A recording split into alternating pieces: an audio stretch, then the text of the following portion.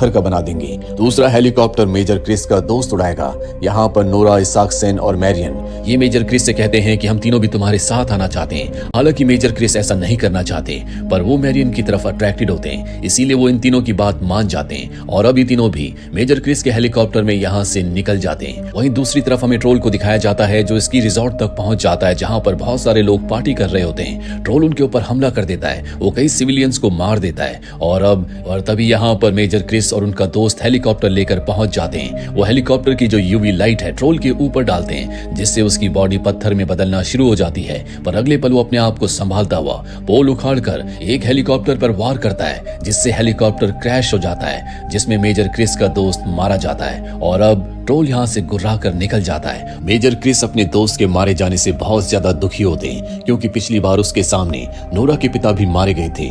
Nora कहती है कि ट्रोल इतने अग्रेसिव नहीं होते, ये ट्रोल बहुत ज्यादा अग्रेसिव है, हमें इनसे बात करनी होगी। इंसान ट्रोल से बात नहीं कर सकते, लेकिन मैं किसी को जानती हूँ जो हमारे बिहाफ पर ट्रोल से बात कर सकता है। इसके बाद नोरा इन सबको एक बहुत ही पुरानी अंडरग्राउंड जगह पर लेकर आती है, जहाँ पर वो अपने सामने उस पत्थर को रखती है जो कि ट्रोल की बॉडी का है। और जैसे वो ट्रोल के पत्थर से आवाज करती है, वहां पर एक ट्रोल आ जाता है। दरअसल ये ट्रोल किंग का बेटा है। नोरा उसके सामने वही गाना गुनगुनाती है जो कि उसने योटुन ट्रोल के चेहरे पर हाथ रखकर गुनगुनाया था, जिसके बाद वो हाइबरनेशन से बाहर आ गया था। दरअसल नोरा इससे कम्युनिकेट कर पा रही होती है। नोरा ने इसका नाम ब्यूटीफुल रखा है, जो कभी किसी इंसान के ऊपर हमला नहीं करता। और ये देखकर मेजर क्रिस भी शांत हो जाते हैं और अब नोरा ब्यूटीफुल को समझाती है कि किस तरह से एक ट्रोल इंसानों के ऊपर हमला कर रहा है। वो एक खास जगह की तरफ बढ़ रहा है, तुम उससे बात करके उसे समझा सकते हो ताकि वो इंसानों के ऊपर हमला ना करे। ब्यूटीफुल उसका साथ देने के लिए तैयार हो जाता है। वही हमें योटुन ट्रोल को दिखाया जाता है, जो एक बूढ़े कपल का घर तोड़ते हुए आगे बढ़ जाता है और अब नोरा और उसकी टीम उसके सामने आ जाती है। नोरा उसका ध्यान अपनी तरफ आकर्षित करने के लिए फ्लेयर गन चलाती है और जब योटुन ट्रोल उसे देखता है तभी उसके सामने ब्यूटीफुल आ जाता है, जो अपनी भाषा में योटुन ट्रोल को समझाने की कोशिश करता है, पर मानो वो उसकी कोई बात नहीं मानना चाहता। इससे ब्यूटीफुल ट्रोल को गुस्सा आ जाता है। वो अपना पैर बर्फ पर पटकता है, जिससे बर्फ क्रैक होना शुरू हो जाती है। नोरा किसी तरह से अपनी जान बचाकर वहां से भागती है। नोरा और उसकी टीम हेलीकॉप्टर में बैठ चुकी है। साथ ही योटुन ट्रोल ब्यूटीफुल ट्रोल के ऊपर हमला कर देता है, जिस वजह से नीचे की बर्फ और ज्यादा टूट जाती है, जिसमें ब्यूटीफुल ट्रोल गिर जाता है। नोरा हेलीकॉप्टर से देख रही होती है, लेकिन वो चाहकर भी उसकी मदद नहीं कर सकती, क्योंकि उसकी मदद करने का उसके पास कोई तरीका नहीं है।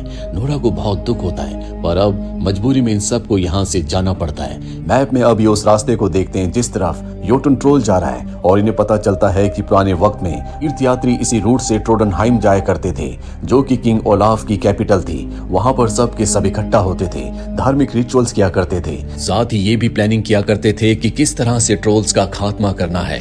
योटुन ट्रोल के दिमाग में अब भी वो बातें हैं, इसीलिए वो ट्रोडनहाइम जा रहा है ताकि वहां के लोगों को मारकर अपना बदला ले सके। अभी सब के सब ट्रोडनहाइम पहुंच जाते हैं, जहां पर एक राइटर से मिलते हैं जिसने किंग ओलाफ के छुपे हुए टूम के बारे में किताब लिखी थी। नोरा इस किताब को पढ़ चुकी है, इसीलिए राइटर से पूछती है क्या आपको पता है कि किंग ओलाफ का टूम कहां पर है। वो बताती है कि वो कैथेड्रल के अंदर है। कई लोगों ने उसे ढूंढने की कोशिश की, लेकिन आज तक कोई उस टूम को ढूंढ नहीं पाया। उसके अंदर ट्रोल्स के बारे में बहुत इंफॉर्मेशन है। ये सब के सब कैथेड्रल के अंदर पहुंच जाते हैं, जहां पर बहुत सारे रास्ते हैं। एक रास्ते पर चर्च का साइन होता है और जब ये उसके अंदर जाते हैं तो वहां पर एक चेंबर है। वो राइटर बताती है कि हम यहाँ पर पहले भी कई बार आ चुके हैं, लेकिन हमें यहाँ पर कुछ नहीं मिला।